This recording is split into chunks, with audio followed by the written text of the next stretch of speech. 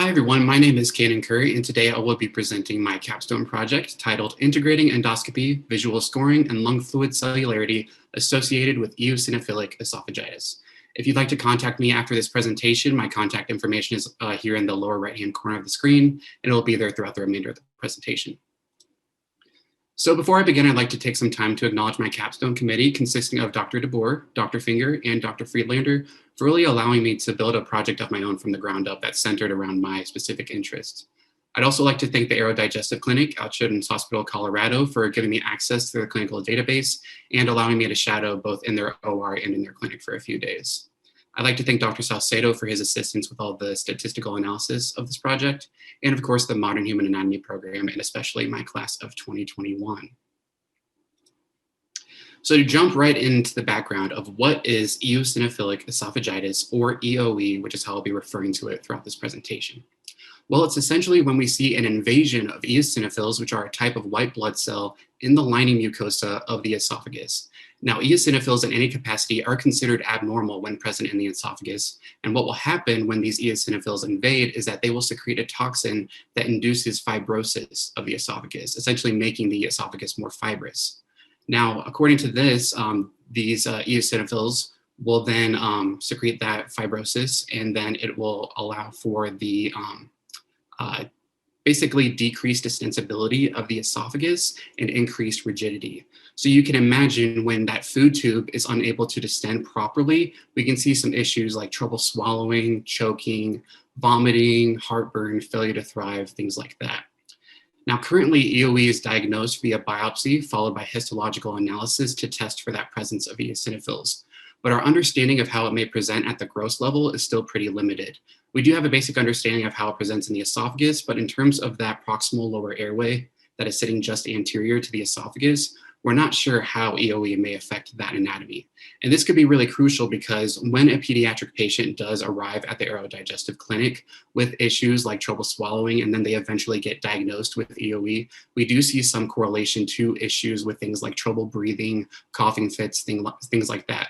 So we do have reason to believe that EOE may actually affect the respiratory anatomy in some capacity. So that's the overall aim of this project, is to compare the endoscopic presentations of patients who do and do not have eosinophilic esophagitis through visual scoring, and also on top of that to assess the cellularity of their lung fluid through a process known as bronchoalveolar lavage, or BAL.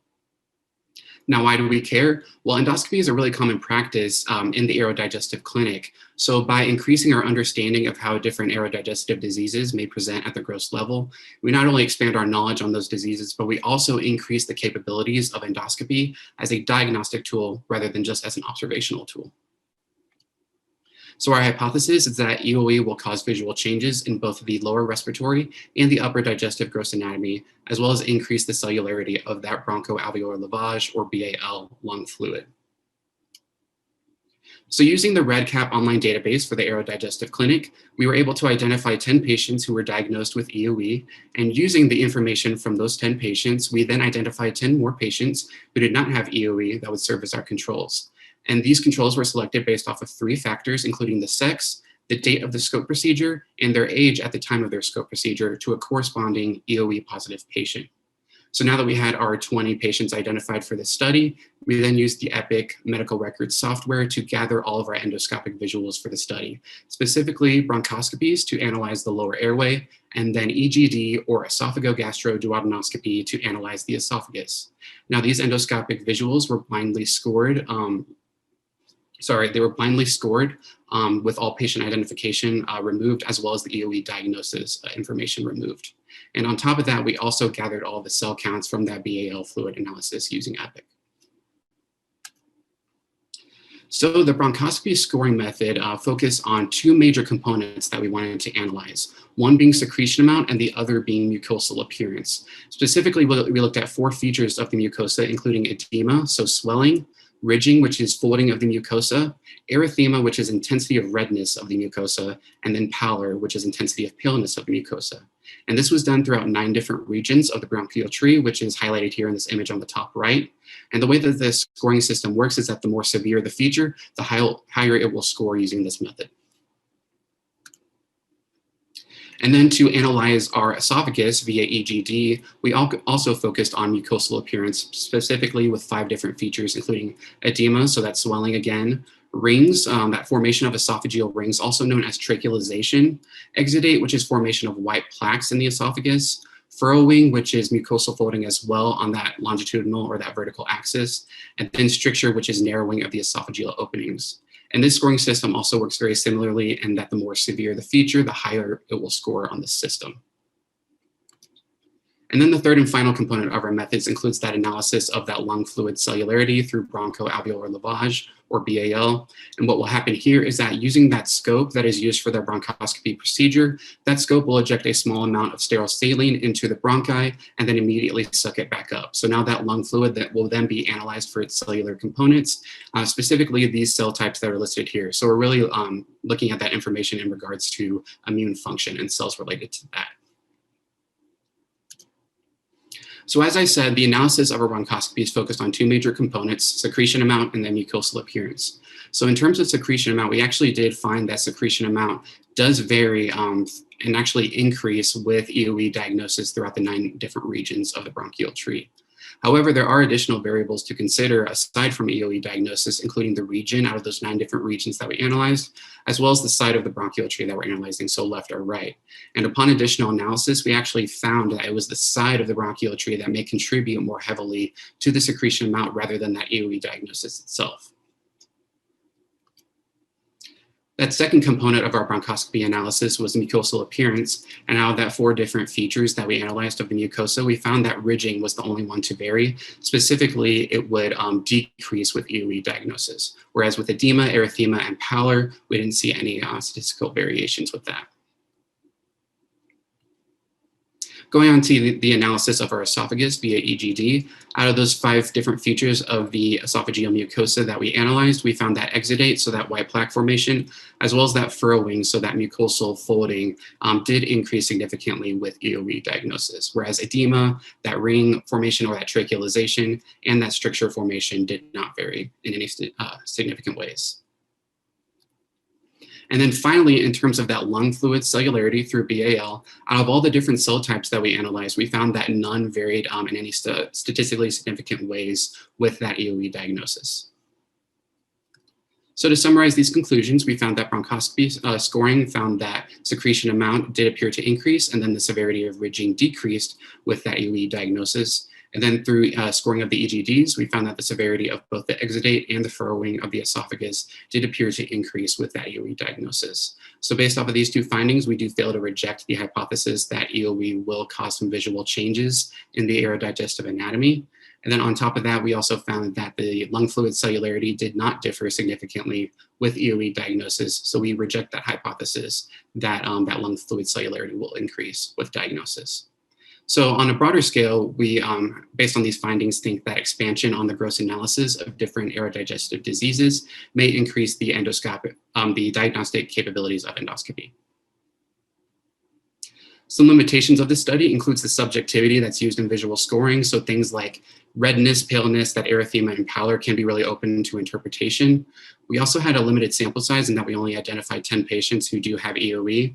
And of course, we also used recorded procedures for this process, whereas with the study that we used to use this scoring method, it actually recommended that the scoring be done during the procedure itself. Some future directions we'd like to take this project include completion of the clinic database to identify more patients who do have EOE, as well as the pathophysiology of the findings. So what exactly on that cellular level is going on that causes these visual changes in that aerodigestive anatomy. We'd also like to consider some additional variables that may be related to EOE, including sex, age, comorbidities that may affect how EOE presents. And then also to determine the prevalence of EOE within the aerodigestive patient population as compared to the general population. So thank you all so much, and are there any questions? Great work, Canaan. Thank you. Any questions? Hey, Canaan, what did you enjoy just about working on this capstone project? Well, thank you all so much, Dion. That was a great question. I think personally, I never really saw myself as someone who could research or like think of a question to ask that could lead to any sort of clinical research. So the fact that I was able to, work with a team of physicians and experts and really, build a project that was centered around my specific interests, it really did help a lot. And that was definitely my favorite portion of the project.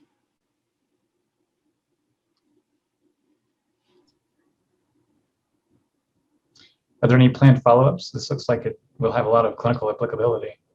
Yeah, so we definitely do want to, so there's the air digestive database has over like 900 patients.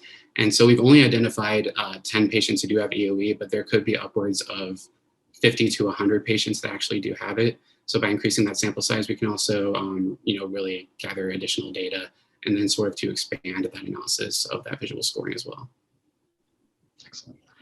Any insight into why side might have been so different for some of these scores, like left versus right? Yeah, I'm not exactly sure. I think having such a limited sample size may contribute heavily to it. It may be the fact like the angle of how these different bronchi may contribute to that secretion and how it really takes up the luminal circumference. So it could be something like that, or it could just be something as simple as needing to gather more data to see if it's actually the one that's really contributing.